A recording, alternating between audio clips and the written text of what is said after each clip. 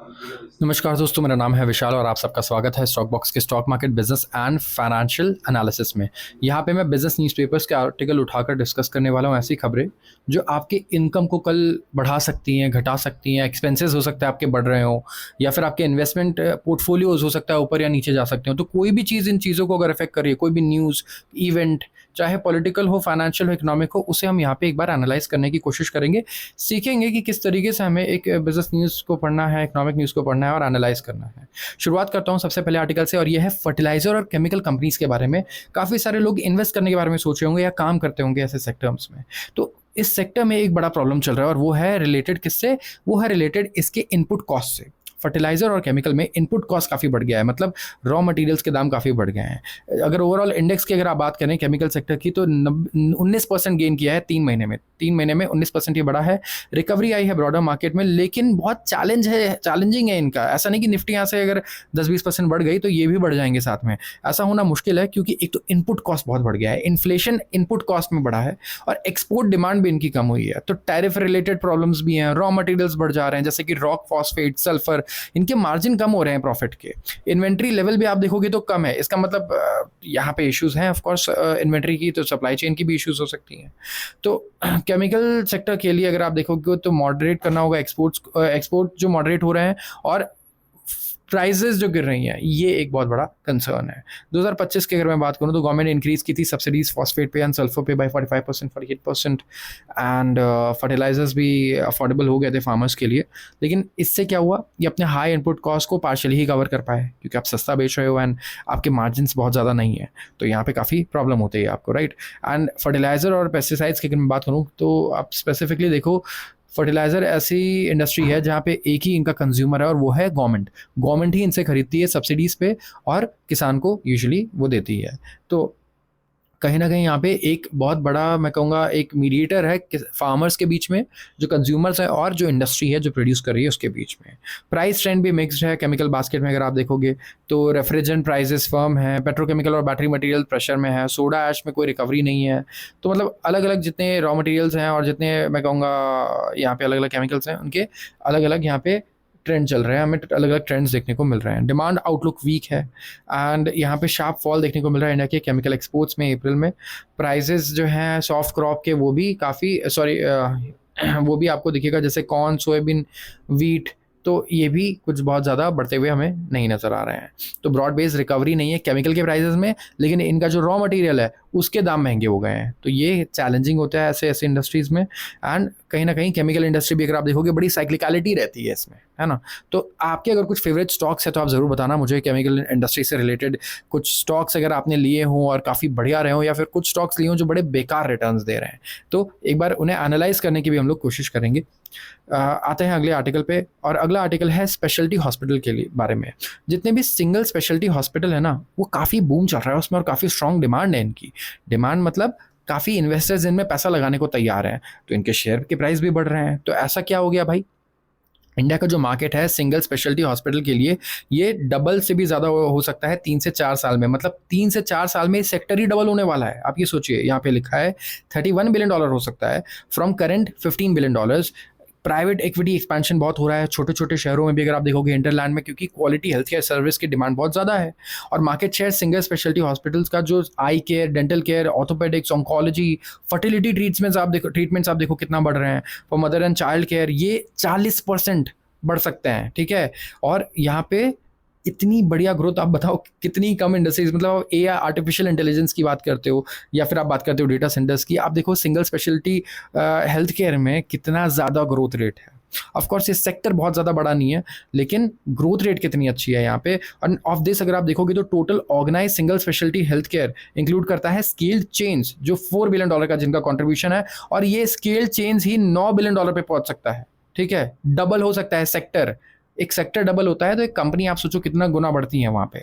तो शेयर जो single speciality hospital का है ये लार्जर होता जाएगा, बढ़ता जाएगा 4 सालों में। ऑर्गेनाइज प्लेयर्स डबल से ज़्यादा हो जाएंगे। एंड सिंगल स्पेशलिटी फॉर्मेट जो है, जहाँ पे हॉस्पिटल के पास 40 से 50 बेड्स होते हैं, वहाँ पे ग्रेटर जियोग्राफिकल डेप्थ भी होता है compare to multi speciality hospitals, जहाँ पे 250 से 300 बेड्स होते हैं। तो आप ये भी देखो कि जब ऐसा हो जाता है ना कि एक सर्टेन बिजनेस है जहाँ पे बहुत बढ़िया प्रॉफिट मार्जिन है, बहुत तेजी से ग्रो कर सकते हैं आगे, तो वो उसे देख करके लोगों की भीड़ लग जाती है वहाँ पे, और धीरे धीरे सब लोग ही वो काम करने लगते हैं, और जब बहुत सारे कंपटीटर हो जाते हैं तो प्रोडक्ट का दाम गिर जाता है, राइट, क्योंकि इतने सारे कंपटीशन है, हर 2 किलोमीटर पे आपको देखने को मिलेगी वो चीज़ बिकते हुए। तो कहीं ना कहीं फ्यूचर में ये होगा, लेकिन इस टाइम पे तो ये काफ़ी बढ़िया प्रॉस्पेक्ट लग रहा है अगले 5 साल 10 साल की अगर हम बात करते हैं तो स्ट्रॉन्ग रिटर्न्स अगला पॉइंट है इसका, कि कॉम्बिनेशन ऑफ फैक्टर्स हैं जो फास्टर कंसोलिडेशन कर रहे हैं सेक्टर में।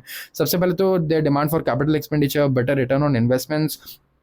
जो कुछ स्केल्ड प्लेयर्स हैं जो पहले से ही बड़े हो चुके हैं, वो तो बहुत एग्रेसिवली रोल अप कर रहे हैं, जैसे कि डॉक्टर अग्रवाल आइस हॉस्पिटल है, ठीक है, मैक्सिविजन है, इनके सबके प्राइवेट इक्विटी बैकर्स हैं, प्राइवेट इक्विटी फर्म्स पैसा लगा रही है इनमें, ठीक है, और मर्जर एंड एक्विजिशन भी चल रहे हैं, तो हॉस्पिटल्स बिल्कुल कॉर्पोरेट स्टाइल में इस टाइम पे चल रहे हैं, और इन्वेस्टमेंट भी इसमें इसी तरीके से आ रहा है। अगर इंडिया का टोटल प्राइवेट ट्रस्ट और हेल्थ केयर मार्केट देखोगे तो $50 बिलियन का है, और ये 80 हो सकता है 2028 तक, मतलब यहाँ से करीब करीब 30 बिलियन ये बढ़ सकता है। आप ये देखो कि 70% 60% की ग्रोथ तो अगले 2.5 सालों में एक्सपेक्टेड है, सिर्फ 2.5 साल में सेक्टर 70% बढ़ने की एक्सपेक्टेशंस है। तो अगर आप देखो कि लास्ट 2 से 3 साल में तो जो लीडिंग प्लेयर है स्पेशलिटीज़ में, जैसे कि dental care, urology, nephrology, skin और हेयर की अगर बात करें, तो इन्होंने अट्रैक्ट किया investor interest due to significant white spaces and trifecta factors हैं जो हेल्प कर रहे हैं इंटरेस्ट को बढ़ने में। जितने भी इन्वेस्टर्स हैं, चाहे पी इन्वेस्टर्स की बात करो, जो लगातार अपना पैसा यहाँ पे बड़ी तेज़ी से इन्वेस्ट कर रहे हैं, और कुछ बड़े बड़े पी ट्रांजैक्शंस भी हुए हैं, प्राइवेट इक्विटी ट्रांजैक्शंस हुए हैं, जैसे कि Indira IVF, BPA equity and Nephro Plus, Quadria Capital, TPG growth, Temasek ने इन्वेस्ट किया है डॉक्टर अग्रवाल हेल्थ केयर में। तो बात करूंगा अब अगले आर्टिकल की, और ये है हॉस्पिटैलिटी के सेक्टर के बारे में। अच्छा, हॉस्पिटैलिटी चेन अगर आप देखोगे, कोविड के बाद कितनी अच्छी बूम आई थी, लोगों ने ट्रैवल करना शुरू कर दिया, हर आदमी इंस्टाग्राम पे #wanderlust डाल रहा है, #ट्रैवल आप देखोगे आपको दिख रहा है, राइट, हर वीकेंड भीड़ लग जा रही है हिल स्टेशन पे। तो इसका फायदा किसको हुआ था? होटल्स को बहुत हुआ था। तो जो ग्रोथ था इंडियन हॉस्पिटैलिटी सेक्टर में, अब कहा जा रहा है कि नॉर्मलाइज हो जाएगा, जैसा अभी चल रहा था ऑफकोर्स वो सस्टेन नहीं करने वाला अभी, एंड जो रेवेन्यू ग्रोथ है लिस्टेड कंपनीज का, वो 6 से 8% पर आ जाएगा। सबसे पहले तो बेस इफेक्ट, फॉलोइंग 3 ईयर्स जो है डबल डिजिट रेवेन्यू ग्रोथ हुआ है पिछले 3 सालों में, ठीक है, कोविड के बाद, तो बेस इफेक्ट भी हो जाएगा कि अब 10% बढ़ रहे हो तो वहाँ से 10% बढ़ना is not very easy, right.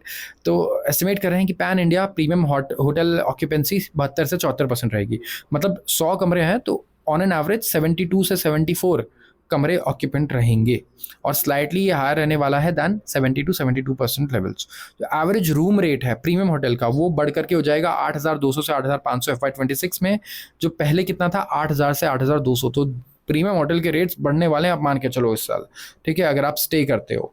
बहुत सारे होटल्स तो रेनोवेशन, रिफर्बिशमेंट और अपग्रेड कर रहे हैं, तो नियर टर्म जो है वो म्यूटेड ही रह सकता है फॉरेन टूरिस्ट अराइवल्स का भी, क्योंकि टेरर अटैक्स वगैरह होते हैं तो लोग थोड़ा फॉरेनर्स डर जाते हैं इंडिया वगैरह या किसी भी कंट्री में जाने से। लिस्टेड कंपनीज की बात करें, ताज होटल्स है, इसका पेरेंट कंपनी कौन है? Indian hotel company IHCL limited, ठीक है। एंड जो मिड स्केल चेन है, जैसे कि हम इसे बोलते हैं लेमन ट्री, ये तो डबल डिजिट से ग्रो कर सकते हैं, एक्सपेक्टेशन यही है, और बढ़िया परफॉर्मेंस भी दे सकते हैं।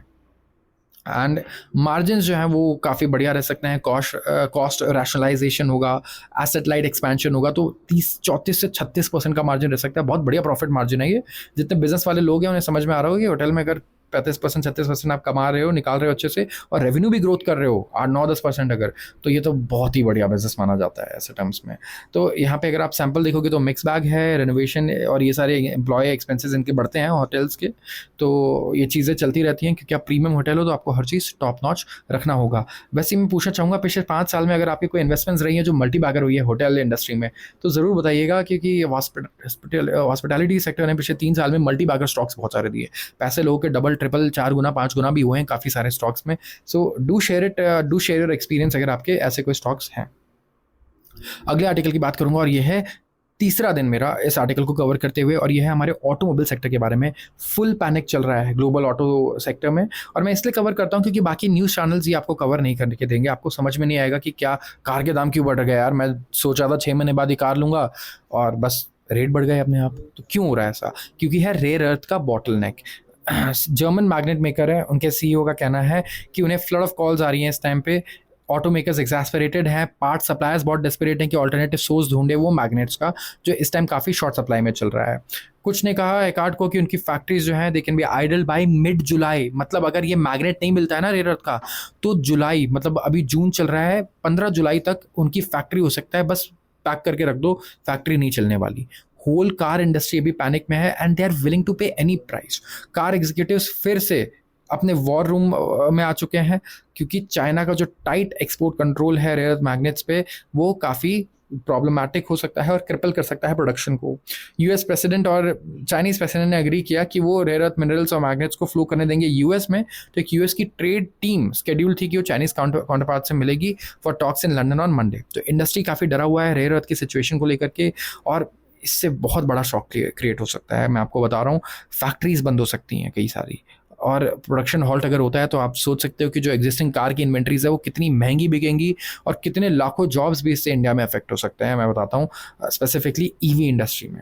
तो सेमीकंडक्टर का शॉर्टेज हुआ था कोविड के बाद, तो इसकी वजह से मिलियंस ऑफ जो कार मेकर्स थे उन्हें काफ़ी प्रॉब्लम्स हुई थी, वो बेच ही नहीं पाए थे, अपने प्लान्स को ही उन्हें पोस्टपोन करना पड़ गया था कैपेसिटी एक्सपेंशन के।